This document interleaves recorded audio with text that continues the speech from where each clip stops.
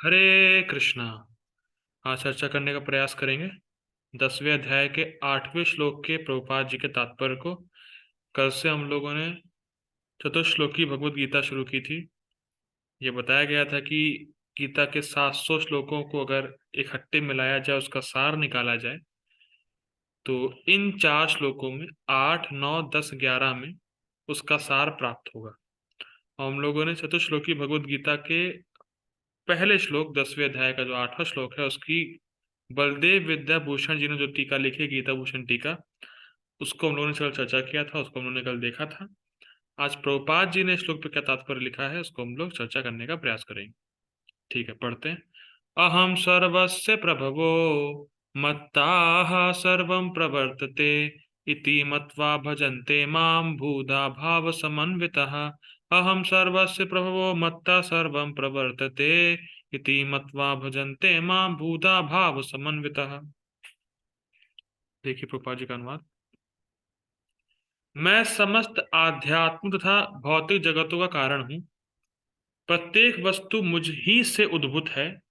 जो बुद्धिमान यह भली भांति जानते हैं, वे मेरी प्रेमा भक्ति में लगते हैं तथा हृदय से पूरी तरह मेरी पूजा में तत्पर होते हैं। तो हम लोगों ने टीका कल देख ली, गीता सुनने के हम लोगों ने कल देख ली थी। प्रभुपाद जी के तात्पर्य को Purport by His Divine Grace A.C. भक्तिदान स्वामी श्री प्रभुपाद की जय। प्रभुपाद जी ने जो पॉइंट्स गीता भूषण टीका से उठाए हैं वो हम लोग चर्चा नहीं करेंगे। जो प्रभुपाद जी ने लिखा है वो हम लोग देखने का प्रयास करेंगे। पढ़ते हैं। जिस विद्वान ने वेदों का ठीक से अध्ययन किया हो और भगवान चैतन्य जैसे अधिकारियों से ज्ञान प्राप्त किया हो तथा यह जानता हो कि इन उपदेशों का किस प्रकार उपयोग करना चाहिए, वहीं यह समझ सकता है कि भौतिक तथा आध्यात्मिक जगतों के मूल श्री कृष्ण ही हैं। बहुत सुंदर बात है। देखिए, अगर किसी को आपको मृदंगा सिखाना है या गाना गाना सिखाना है, तो क्या आप उसको खाली लिख के दे देंगे कि जैसे मान लीजिए आपको मृदंगा सिखाना है, तो मृदंगे की ताल आप उसको पेपर पे लिख के दे दीजिए कि लो भैया, मृदंगा की ताल ये है, इसको बजाओ। तो क्या वो बजा पाएगा? नहीं बजा पाएगा। मान लीजिए आपको किसी को गाना गाना सिखाना है, आप उसको राग लिख के दे दिए पेपर में कि देखो आ ऐसे करके, मतलब लिख के दे दिया कि भैया लो तुम ऐसा करो। क्या वो सही से गा पाएगा? नहीं गा पाएगा। आपको प्रैक्टिकल दिखाना पड़ेगा। ये मेन पॉइंट है। इसी प्रकार से जब आप किसी से प्रवचन सुनते हैं, क्योंकि हर चीज लिख के नहीं हो सकती। आप मृदंगा की ताल लिख के दे दिए तो जरूरी नहीं कि वो सीख ही जाएगा। तो कुछ करके भी दिखाना होता है, प्रैक्टिकल दिखाना होता है। तो जिस व्यक्ति से या जिस भक्त से आप कुछ श्रवण करते हैं या सुनते हैं आध्यात्मिक विषयों के बारे में, तो उस वक्ता की इच्छा होती है कि जो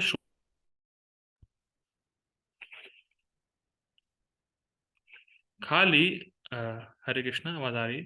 ठीक। खाली टाइम पास करने के लिए नहीं बैठा है कोई, या जो आध्यात्मिक विषयों पे चर्चा कर रहे हैं या श्रवण कर रहे हैं या लेक्चर दे रहे हैं, वो टाइम पास के लिए नहीं बैठे हैं। जो बोल रहा है, जो कथा कर रहा है, वो चाहता है कि जो ऑडियंस है, जो सुनने आए, वो कुछ सीखें। और जो सुनने आए हैं उनकी भी इच्छा होनी चाहिए कि मैं कुछ सीख के जाऊं। तो जब ये दोनों मैच होता है तब ज्ञान ट्रांसफर होता है। ये आवश्यक है और प्रैक्टिकल भी सिखाया जाए। तो यहाँ पे जब प्रभुपाद जी कह रहे हैं कि जिस विद्वान ने वेदों का ठीक से अध्ययन किया हो, तो अध्ययन का मतलब ये नहीं कि उसने बुक खरीदी पढ़ लिया हो गया। ये कोई ऐसा ज्ञान नहीं है। ये आध्यात्मिक ज्ञान, शास्त्रों का ज्ञान ऐसा ज्ञान नहीं है कि आदमी खाली बुक पढ़ रहा है या बुक ले लिया समझ जाएगा, खुद समझ जाएंगे, ऐसा ऐसा होता नहीं। तो सेवा भाव होना बहुत जरूरी है। अगर सेवा भाव नहीं होगा तो ये ज्ञान ट्रांसफर ही नहीं होगा, ये ज्ञान रिवील ही नहीं होगा। जैसे हम देखते हैं भगवान श्री कृष्ण के केस में कि भगवान श्री कृष्ण से सांदीपनी मुनि कहते हैं, जो उनके गुरु जी थे, कि मैं तुम्हारी सेवा भाव से बड़ा प्रसन्न हूं और मैं तुम्हें वरदान देता हूं या आशीर्वाद देता हूं कि जो भी तुम बोलोगे वो हमेशा फ्रेश रहेगा। मतलब जो तुम बोलोगे वो हमेशा के लिए सत्य होगा, हमेशा के लिए ट्रू होगा, हमेशा फ्रेश रहेगा। ये नहीं कि एक ही बात को सुन सुन के व्यक्ति बोर होगा, तुम जो भी बोलोगे हमेशा न्यूली फ्रेश रहेगा। तो भगवान को ये आशीर्वाद की जरूरत है नहीं, लेकिन सांदीपनी मुनि भगवान की सेवा भाव से प्रसन्न होकर उन्हें आशीर्वाद दी। तो सिद्धांत ये है वास्तव में कि शास्त्र तो सुनना है गुरु से, लेकिन गुरु की सेवा करके उनको जब प्रसन्न करेंगे तो ये ज्ञान रिवील होगा। तो सुनना प्लस सेवा सेवा भाव दोनों जरूरी है। तो ठीक से अध्ययन करने का मतलब क्या है कि जिस व्यक्ति ने शास्त्रों को सही गुरु से सुना प्लस गुरु को प्रसन्न किया, वो वास्तव में ठीक से अध्ययन किया है शास्त्रों का, और उस उपदेश को कैसे प्रयोग में लाया जाए ये भी सीखा है। ये बहुत इंपॉर्टेंट चीज है। ऐसा ही व्यक्ति जिसने सारा कार्य किया है वही समझ सकता है केवल कि भगवान श्री कृष्ण ही सभी वस्तुओं के आधार है, सभी वस्तुएं उन्हीं से आती हैं। तो ठीक से अध्ययन करने का मतलब क्या है? शास्त्र को सही सोर्स से सुनना, अपने गुरु की सेवा कर गुरु को प्रसन्न करना, तब वो ज्ञान रिवील होगा और तब हम समझ पाएंगे कि उस ज्ञान को या उस उपदेश को कैसे अपने जीवन में लाना है। ये बहुत इंपॉर्टेंट है। ठीक, आगे पढ़ते हैं।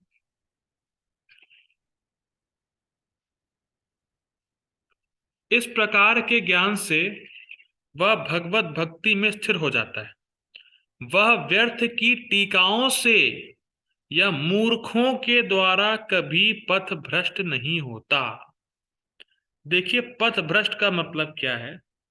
पथ भ्रष्ट का मतलब है, जैसे मान लीजिए मैं किसी रास्ते पे जा रहा हूं, ठीक, और कोई व्यक्ति मिला, अरे अरे कहाँ जा रहे हो, ये रास्ता सही नहीं है, उधर जाओ। तो मैंने उसकी बात सुन के दूसरा रास्ता पकड़ लिया। दूसरे रास्ते में गए तो कोई तीसरा मिला, अरे भाई यहाँ क्यों जा रहे हो, वहां जाना है, वहां चले गए। वहां कोई मिला, अरे यहाँ नहीं वहां जाना है। तो हम कभी भी अपने मंजिल पे नहीं पहुंच पाएंगे अगर हम हर किसी की सुनेंगे तो।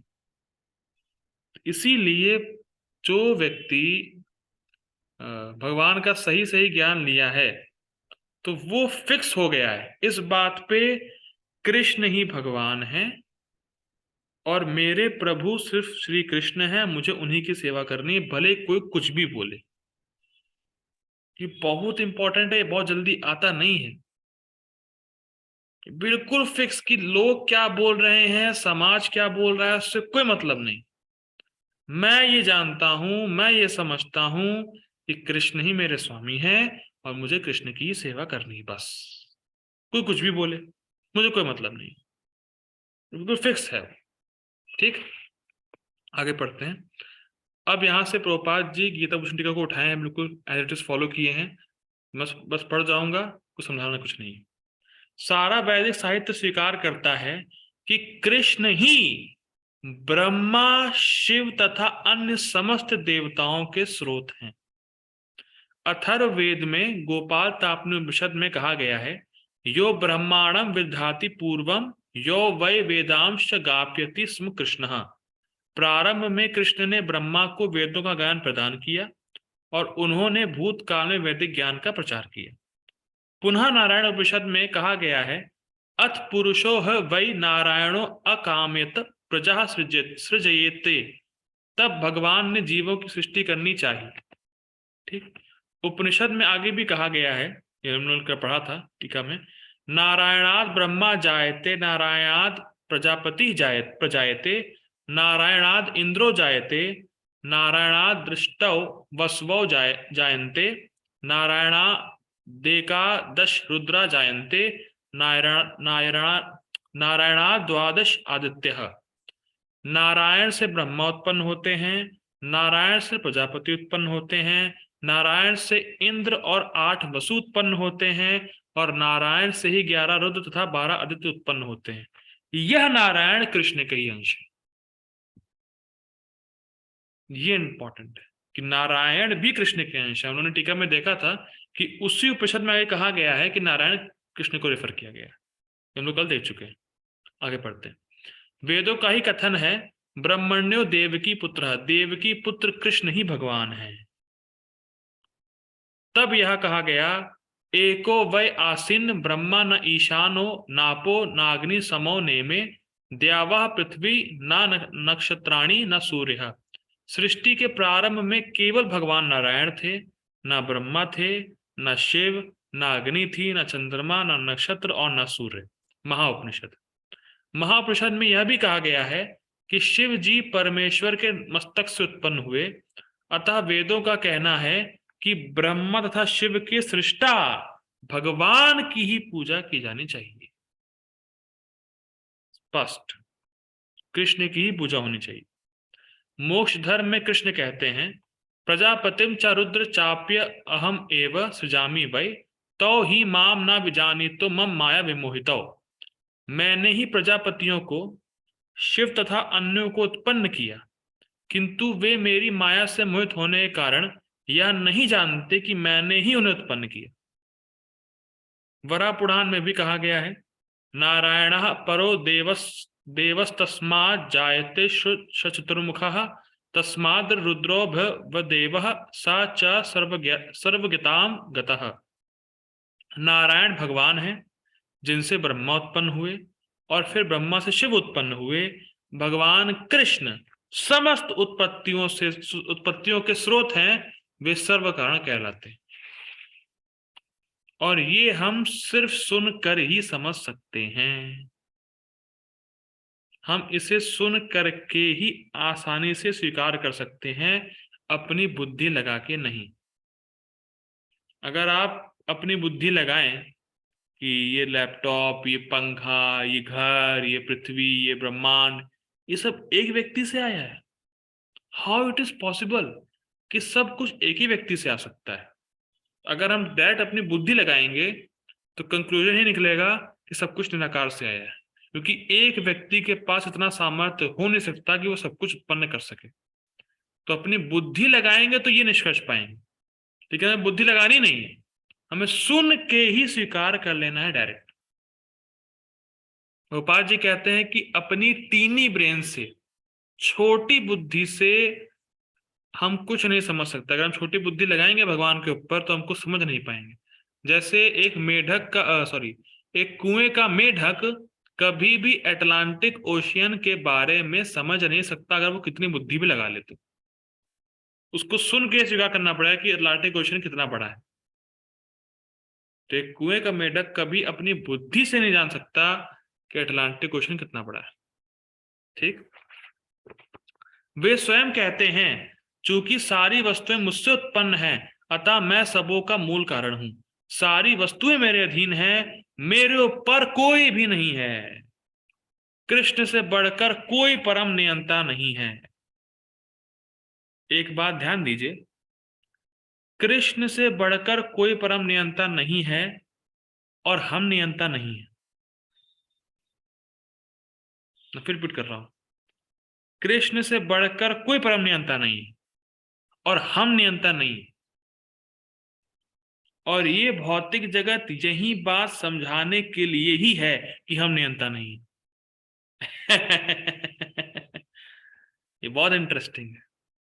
आप विचार करेंगे, हर दिन प्रतिदिन ऐसा कुछ ना कुछ होता ही है हमारे साथ जो हम नहीं चाहते, लेकिन फिर भी हम सोचते हैं कि हम परम नियंता हैं, हम नियंता हैं, हम कंट्रोल कर रहे हैं।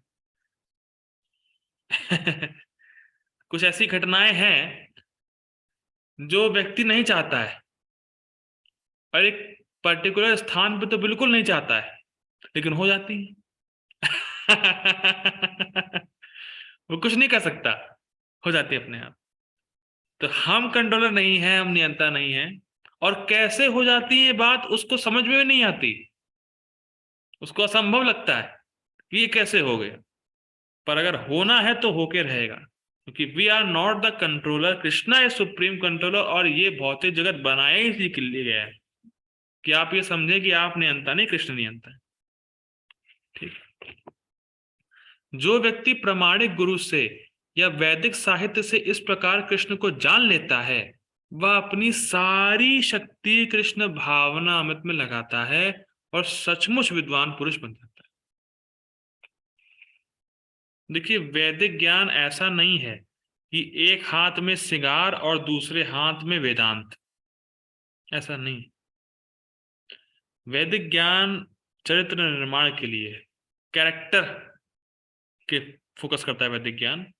तो ये नहीं है कि कोई व्यक्ति सुन लिया, हाँ हम कृष्ण कृष्ण परम नियंता है, हम कृष्ण के दास हैं, हमें कृष्ण की सेवा करनी चाहिए, बस सुन लिया कुछ नहीं कर रहा है, तो ऐसा वैदिक ज्ञान नहीं है। वैदिक ज्ञान मतलब जो आपने सुना है उसको अपने जीवन में उतारना है, तब आप सच में विद्वान बन सकते हैं। उस पर कार्य करना है, जो आपने सुना है उस पर कार्य करना है। हम लोग पहले देख चुके, पापा जी इसी बात को लिखे थे स्टार्टिंग में, कि कैसे उपदेशों को अपने जीवन में लाया जाए, इसको भी सीखना होता है। खाली सुनना नहीं है, ठीक है, सुना है तो ठीक है, अच्छी बात है, लेकिन सुन के उसको अपने जीवन में उतारना है, ये वैदिक ज्ञान है।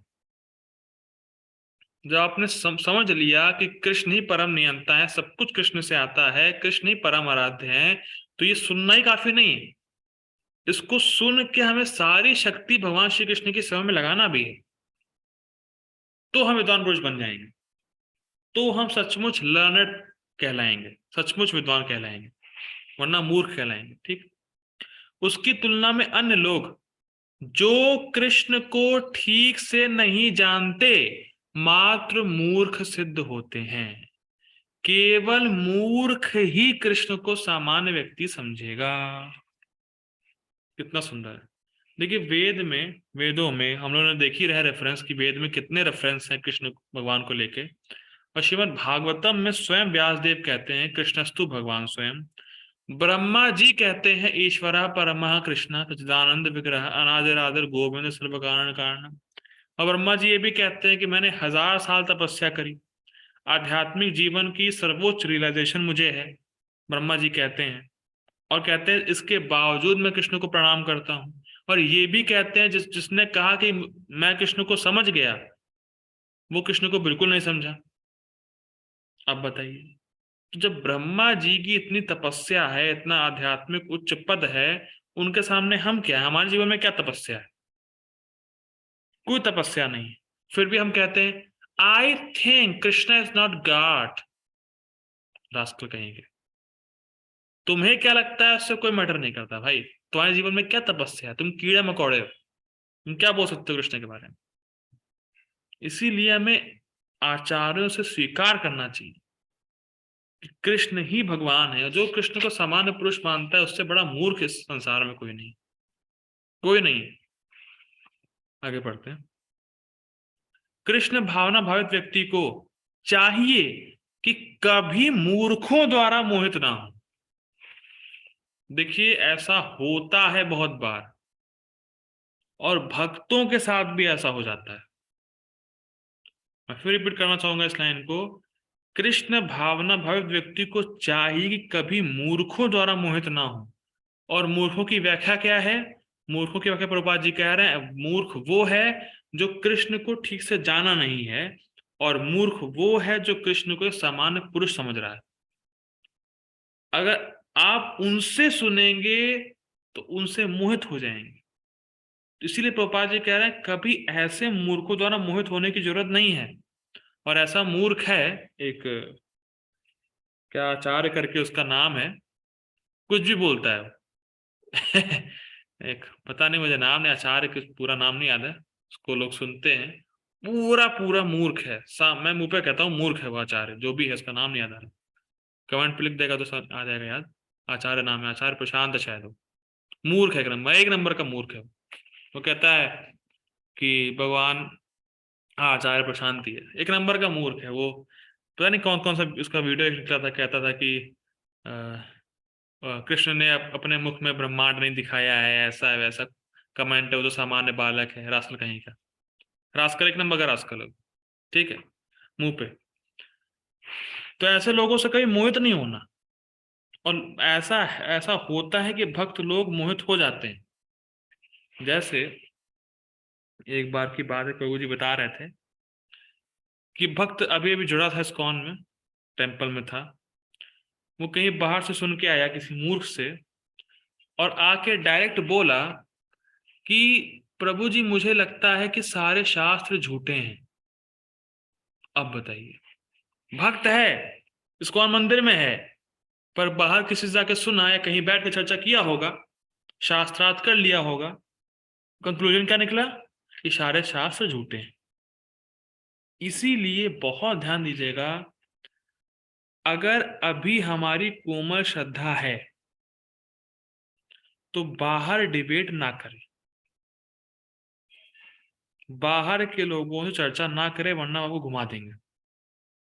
अगर आपको शास्त्रों का ठीक ठीक ज्ञान है और श्रद्धा हो चुकी है, अच्छे से भक्ति कर रहे हैं, तब तो आप कुछ कुछ डिबेट कर सकते हैं, कुछ समझा सकते हैं। अगर आपकी श्रद्धा कोमल है, अभी भी जुड़े हैं बस इस्कॉन में, अभी भी आए हैं या फिलॉसफी समझ रहे हैं, समझे नहीं है ठीक से, तो कृपया करके बाहर के लोगों से चर्चा ना करें, क्योंकि बाहर के लोग तो मूर्ख होते हैं, तो वो आपको घुमा सकते हैं, पूरा पूरा चांस है इसका। तो कृपया करके अगर आपकी श्रद्धा स्ट्रांग है, अगर आपको शास्त्रों का थोड़ा सा ज्ञान है, फिलॉसफी स्ट्रांग है, तब तो आप जा सकते हैं, बाहर चर्चा कर सकते हैं, लोगों को कन्विंस करा सकते हैं। वरना लोगों के मुंह ना लगिए, अपनी अपना साइड में रखिए, अपना फिलॉसफी स्ट्रांग करिए, तब आप बाहर जाके प्रीचिंग करिए। ठीक, आगे पढ़ते हैं। उसे भगवत गीता की समस्त अप्रामाणिक टीकाओं, जैसे आचार्य प्रशांत की टीकाओं से एवं व्याख्याओं से दूर रहना चाहिए और दृढ़ता पूर्वक कृष्ण भावना अमृत में अग्रसर होना चाहिए। देखिए, बहुत सिंपल सी बात है। अगर हम व्यर्थ ही इधर उधर की किताब पढ़ते रहेंगे तो भ्रमित होने के पूरे पूरे चांस हैं। प्रभु जी, उस व्यक्ति ने तो ये लिखा है, वहां वो लिखा है, यहाँ ये लिखा है, वहां ऐसा बोला गया, वहां वैसा बोला गया, गीता प्रेस की भगवत गीता में तो ये लिखा है, वहां वो लिखा है, तो कंफ्यूज होना ही होना है। ये बोला वो बोला, तो ये सब दिक्कत वाली बात है। इसीलिए हमें परंपरा में सुनना है, और मुख्य बात क्या है, आपके श्रवण का सोर्स फिक्स होना चाहिए। ये मुख्य बात है। जिससे आप श्रवण कर रहे हैं उसी से आप श्रवण करें, बार बार चेंज ना करें। आज इनसे सुन रहे हैं, फिर कल कोई और महाराज जी, फिर कल तीसरे कहीं वहां, चौथे वहां, पांचवें वहां। क्या, देखिए बहुत सिंपल है। जिनसे आप श्रवण कर रहे हैं तो आपको पता नहीं ना कि उनका साधन और साध्य है क्या। मुख्य बात ये, हो सकता है आपके सामने बहुत अच्छी अच्छी बातें बोल दें, आपको अच्छा लगे, लेकिन हमें नहीं पता कि उनका साधन और साध्य क्या है, वो क्या प्राप्त करना चाहते हैं, उनका क्या लक्ष्य है, निराकार लक्ष्य है, मायावाद है, क्या है, और क्या साधन कर रहे हैं, ये नहीं पता। तो इसीलिए जब तक किसी व्यक्ति का साधन और साध्य आपको नहीं पता है, उससे प्लीज श्रवण ना करें, भ्रमित हो ही जाएंगे। तो बहुत इंपॉर्टेंट है कि आप अपने श्रवण का सोर्स फिक्स रखिए। अगर आप इस्कॉन की परंपरा में है, गौड़ी वैष्णव परंपरा में है, तो गौड़ी वैष्णव परंपरा के ही भक्तों से सुने, इधर उधर प्लीज ना सुने। भ्रमित हो जाएंगे, कंफ्यूज हो जाएंगे, और बहुत बड़ी प्रॉब्लम आ जाएगी। और ऐसा नहीं सोचिएगा कि गौड़ी वैष्णव परंपरा के लोग भ्रमित नहीं होते, वो भी जब सुनते हैं बाहर के लोगों से तो भ्रमित हो जाते हैं एक कुछ पलों के लिए। इसीलिए बहुत इंपॉर्टेंट है, अपने श्रवण का सोर्स फिक्स रखिए। और जितनी अप्रामाणिक टीकाएं, बहुत अप्रामाणिक टीकाएं तो भरी पड़ी हैं इंडिया में, उन सबसे दूर रहें, और Bhagavad Gita as it is जो श्रील प्रभुपाद जी ने लिखी है उसी को पढ़ें, और जो उसी टीकाओं को रिपीट करते हैं उनसे श्रवण करें, और इधर उधर श्रवण ना करें। ठीक है, तो हम लोगों ने इस श्लोक में क्या सीखा, हम लोग फिर रिपीट करना चाहेंगे। इस श्लोक में था अहम सर्वस्व प्रभवो, भगवान कह रहे हैं मैं ही सभी चीजों का सोर्स हूं। मत्ता सर्वम प्रवर्तते, और जो चीजें हैं उनको क्रियाशील करने की शक्ति भी मुझसे ही आती है। इति मत्वा भजन्ते माम, जो इस बात को समझता है, समझता कैसे है, प्रमाणिक गुरु के निर्देशन में। भजन्ते माम, मेरा भजन करता है। बूढ़ा, वही इंटेलिजेंट है। भाव समन्वितः, और प्रेम भाव से या प्रेम पूर्वक मेरा भजन करता है। तो ये 10वें अध्याय का 8वां श्लोक था। और हम लोगों ने कल देखा था कि 8 से 12 में एकांती भक्तों के बारे में बात हुई है, और एकांती भक्त कैसे भक्ति करते हैं उसका वर्णन अब अगले श्लोकों में, कल के श्लोकों में होगा, कि जो शुद्ध भक्त होते हैं वो किस प्रकार से भजन करते हैं।